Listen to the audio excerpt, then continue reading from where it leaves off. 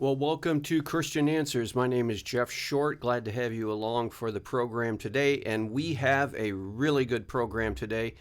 We're going to be looking at the big controversy that is being played out in Christianity today concerning whether or not churches should close their doors because of the coronavirus pandemic or not, or whether Christians should stop going to Bible studies and prayer meetings because of the coronavirus, or whether they should just keep on keeping on going to prayer meetings, going to Bible studies, not letting anything like a little virus stop them.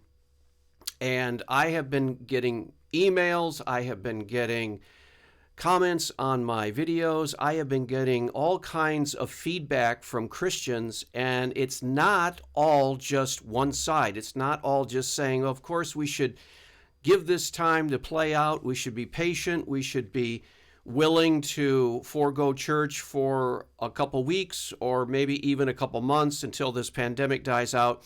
It is not that way. In fact, there are Christians who have communicated to me in very clear terms that it is a lack of faith, that there is cowardice involved in not going forward with the work of the church.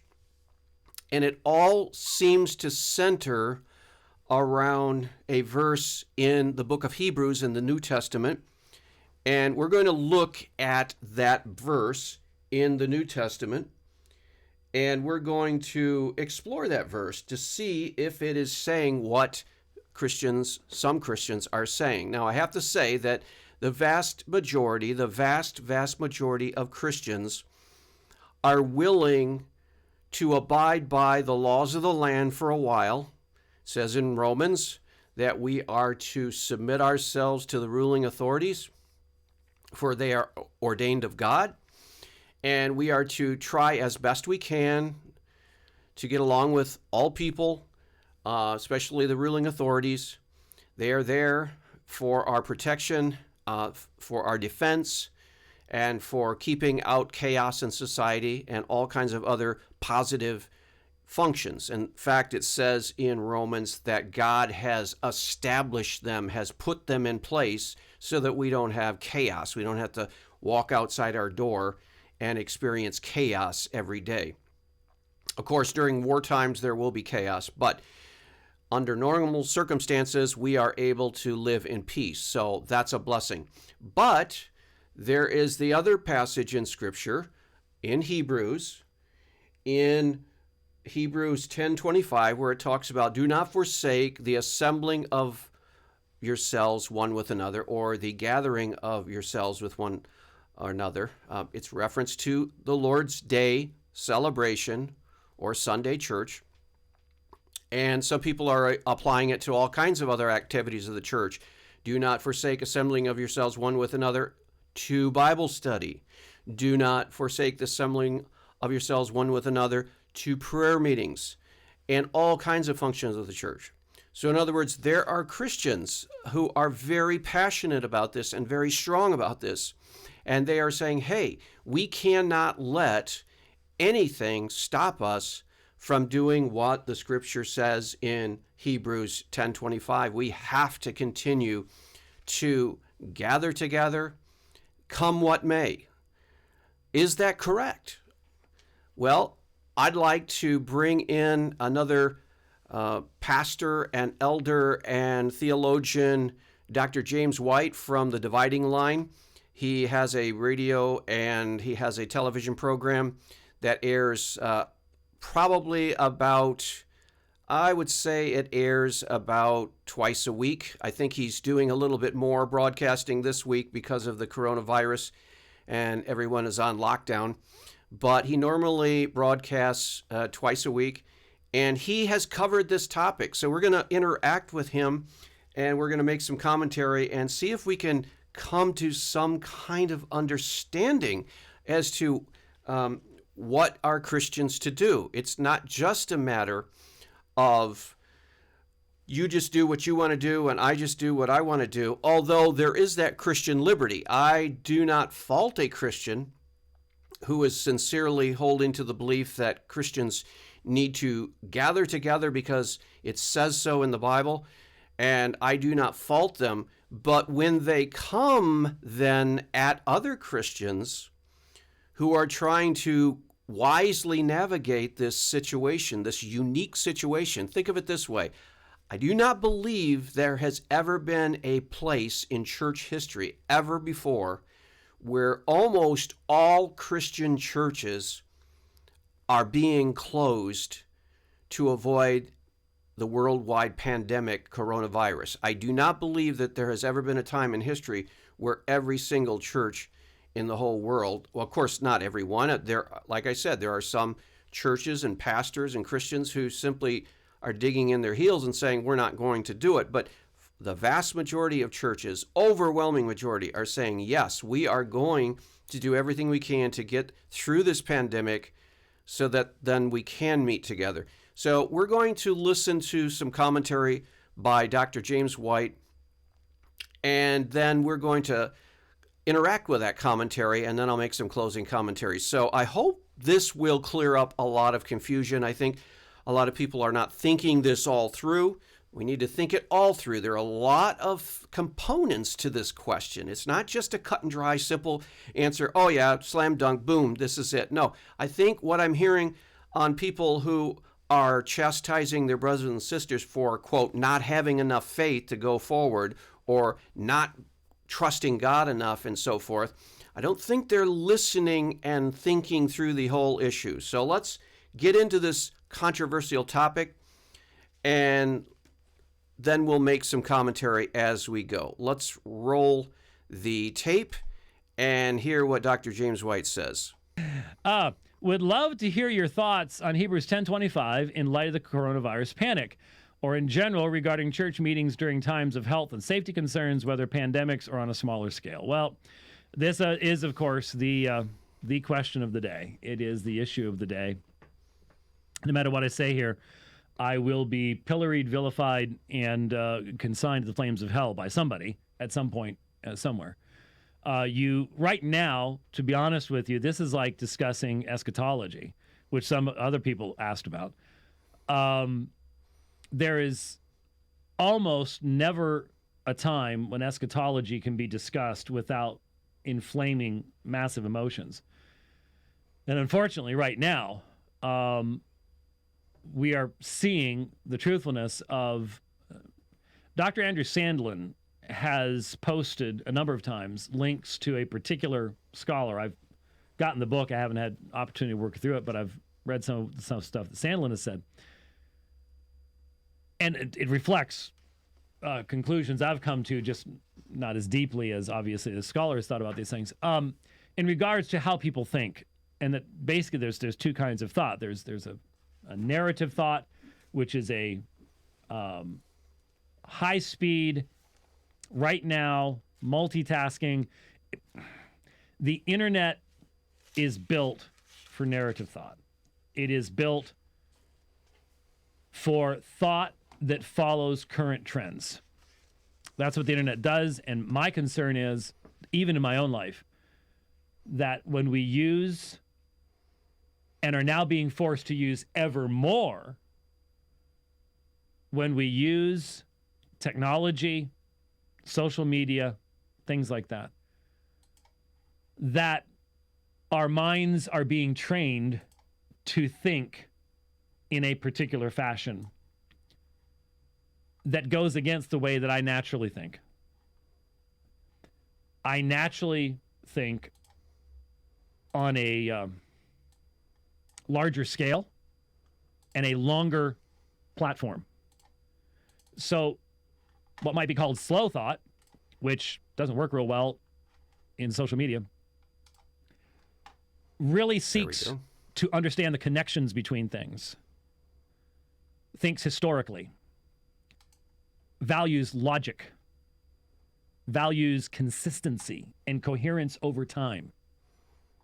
Whereas narrative thought will, even if it looks for logic, is looking for logic in current trends, not looking at the historical ramifications or foundations for those things. I'm just going to interrupt it right here before he goes on. Sorry about that little glitch there. I had to adjust his speed. I think we'll run that a little faster than normal speed so we can get through the presentation. But the first thing he said was that this is a very, very controversial topic, and you really can't win because there are people that have strong convictions on both sides. Even though, like I said, the consensus seems to be, yeah, let's give this a try.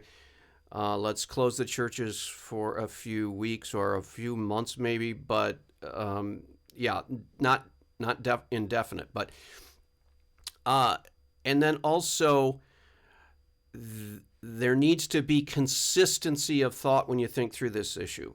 You can't just make a snap decision or an impression that comes in your mind, because if you do that, you will say, "Hey, we cannot ever shut the doors of the church for any reason." I mean, that's the way I sort of feel if I'm hit with the question, should we close the church for this or that or the other? I'm that way with weather. I mean, it really pains me to have to shut the church for any kind of weather, a snowstorm or some kind of power outage. It's just really, really hard because it goes against the grain. But we have to actually think consistently and be really deliberate and thorough in our thinking, and not just make a snap decision or not just make an impulsive gut decision. We have to think this through with wisdom. It's going to require wisdom. This is a decision that's going to have to engage the heart, mind, soul, and strength.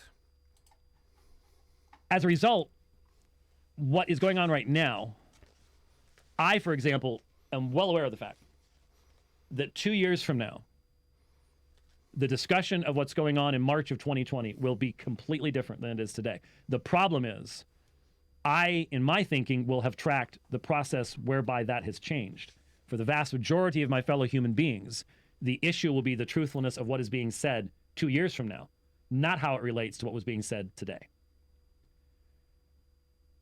It's also relevant that I have always been criticized by many people for my concern about the role of emotion in thought. We live in a day where the younger generation has been trained through film, through books, through education, through the societal normalizing of the process, to confuse emotion with logical thought, with reasoning.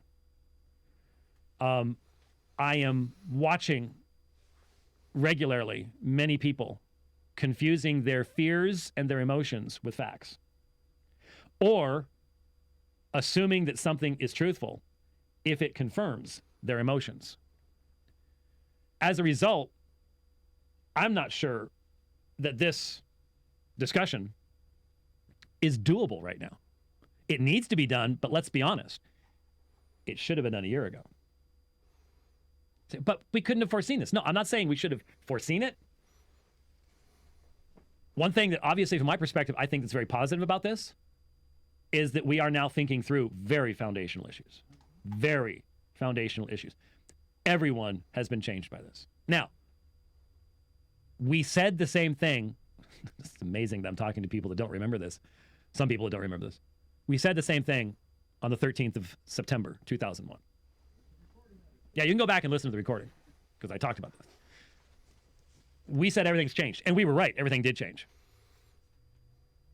There were some things that were fundamentally changed in society itself at that point in time. There were things we thought might be changed that, with the fading of memory and the closeness of the event, have gone back to where they were. Will that be the case here?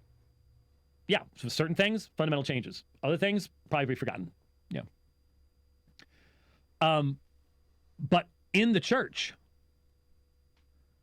me and my fellow elders, all elders that I know of in every church, all elders that I know of in every church have been having deeper conversations with each other about the fundamental nature of the church and its mission than probably any time in the past. That's true.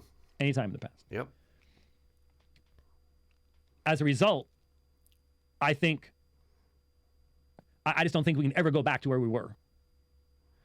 For me, this will be a new, vitally important aspect of what I think about the function of the church, the mission of the church, the relation of the church to the world, the relation of the church to the worship of God, to worship itself.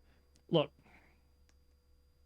I've got to be very careful what I say here, because I'm speaking into an explosive atmosphere. There's a tremendous amount of volatile fumes, and I don't think it'd be appropriate at this time to explode them. I've literally been thinking over the past couple of days, should I put a reminder in my calendar? Should it be 6 months, 8 months, a year, to finally have the full conversation?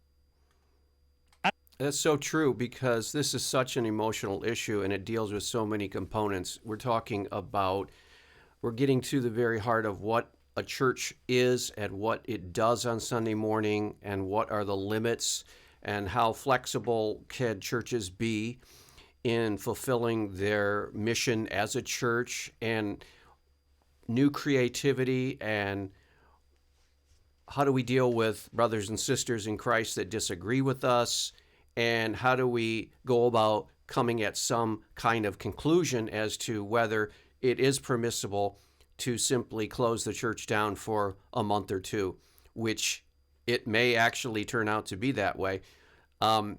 And again, I've never seen this happen before in all of history, but as James White will talk about, there have been times when churches have had to close their doors for a time period, but I'm not sure anything like this on a global scale. I don't know, because as I'm thinking about this, I think this is going to be an ongoing conversation. This is going to be something that goes up and down, up and down. So it's going to be part of the new norm. And so at some point you really have to dig into all of it. But right now, I just think there are too many people, even in this audience, who are, well, my fellow Trekkies will appreciate this, emotionally compromised. Emotionally compromised.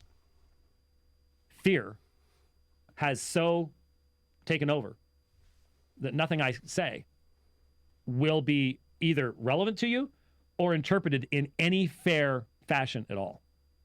At all. So I need to only partially answer this question right now. I said yesterday on the program, and I said in Twitter, Hebrews 10:25 is not talking about this situation. I'm sorry. If you think it is, I just don't know where you're getting that. Let us hold fast the confession of our hope without wavering, for he who promised is faithful. And let us consider how to stimulate one another to love and good deeds, not forsaking our own assembling together, as is the habit of some, but encouraging one another, and all the more as you see the day drawing near. So there's your section, there's your sentence. It is meant to be an exhortation in light of difficult circumstances. We can use that. We need to hold fast the confession of our hope without wavering. Why can we do that? Because he who promised is faithful. And so we're not trusting in our own accomplishment. We're trusting in his faithfulness. As a result, we should consider how to stimulate one another to love and good deeds. I am seeing some of that. I would love to see more of that. One of the contests right now in that thing on Twitter is between two dear brothers of mine, dear friends of mine. One I know a whole lot better than the other, but I consider them both dear brothers and fellow laborers, both of whom I have disagreements with. Michael Brown, Dan Wallace. So I wrote something about the social media maven. But there are some who are in the habit of not coming to the regular assembly of the church. This isn't talking about how often the church should assemble. This isn't talking about whether the church should assemble because of the ease of transmission of COVID-19 or the plagues that would be coming upon the church within the next centuries, historically speaking. The plague Justinian, and which may have been the plague itself. We're not 100% certain. We just don't know. We didn't have doctors back then that could make the kind of observations we can do today. Anyways, it is saying that there were people who have a habit of separating themselves away from their fellow Christians. That's right. And we're not to do that. We're not to We do are that. how can you stimulate one another to love and good deeds if you're not in the body? That's right. That's the issue. We That's are to the instead issue. encourage one another, and all the more as you see the day drawing near.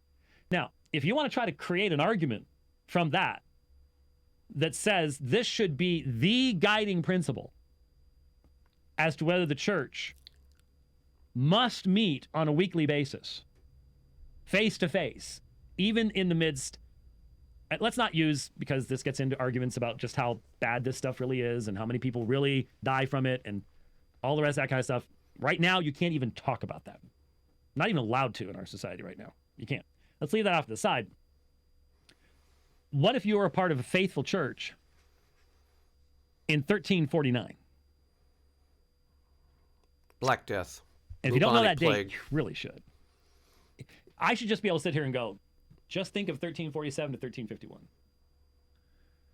And if you listen to this program, I'm going to make sure you know those dates. Sort of like 325. You do know that one, don't you? Yeah, Council of Nicaea. 1347, 1351. The Great Mortality. We call it today the Black Death, the Black Plague. They didn't call it that. Nobody called it that back then. The reason it's called the Black Death is because one form of the plague caused these massive black bulbs to develop under your armpits and your groin. Oof, bad stuff, okay? There was another form that was breathed in, and that killed you in 24 hours. 24 hours, you're dead. Mortality rate, 100%.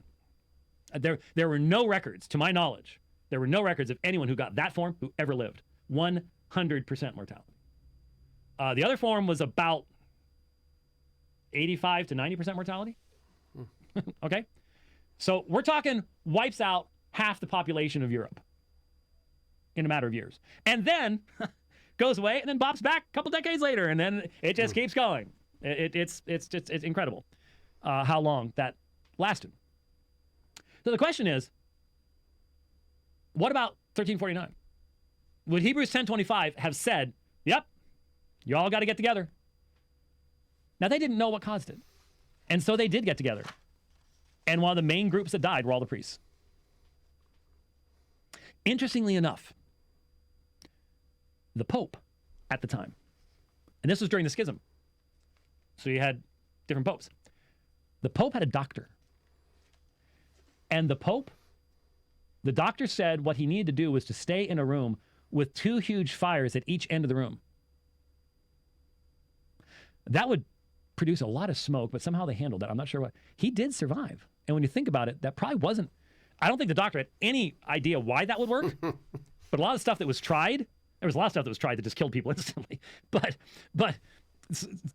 a couple of things that were tried actually worked for reasons that they had no idea why it was. But if it was passed primarily by fleas, those fires would probably keep the fleas away. What are you doing with that microphone? It's driving me crazy. When you raise it, you're trying to talk about it. Okay, so he's going to go off a little bit, but we're not going to have time to cover the rest of the topic today, but he raises the question, would this passage necessitate the church meeting during the bubonic plague? Would it necessitate the church meeting under every single circumstance? We can think of war, invasion, whatever you want to call it. Under these critical circumstances, does this passage obligate Christians to meet in church together on Sunday morning, no matter what? And just as Dr. James White was talking about here, the verse is not telling the church that it must meet under all circumstances, under any critical situation like war, pestilence, storms. There are situations, very conceivable, like he mentioned in history, where it would be prudent to not meet together for the sake of the health and safety of the people. And this verse in Hebrews 10:25 in no way obligates us as Christians to meet publicly no matter what. It's talking about the bad habit of some Christians who said, I'm just going to play hooky and I'm going to skip church. Maybe they thought, well, I'm familiar with all the Bible stories. I'm familiar with the Christian disciplines. I don't need to assemble every week. That's just for the regular Christians. I'm more mature or I'm more knowledgeable or whatever. I don't know what the motivation of the person who skips the church would be. It's probably different in different cases, but the passage is admonishing people who have a habit, who have a tendency, who think in their mind that they can be a healthy, good Christian and skip church. It's telling them, no, no, no. You have to join yourself together to be an encouragement to others and to be encouraged and to hold each other accountable and to hold one another accountable and to do all of the functioning that the Bible lays out that the church has as a body of Christ.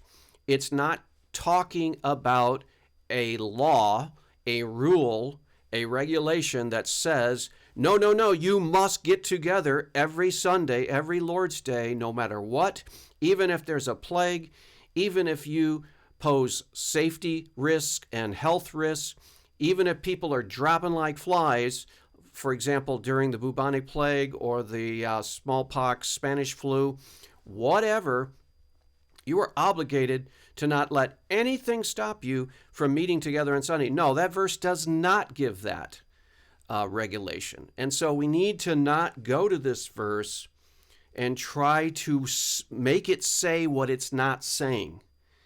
It is admonishing people who have a habit of skipping church, to checking out of church, to staying away. It is saying to them, do not forsake the assembling of yourself one with another. Don't do that. And it applies to all Christians. So this verse cannot be used in the present coronavirus issue. We have to turn to other verses.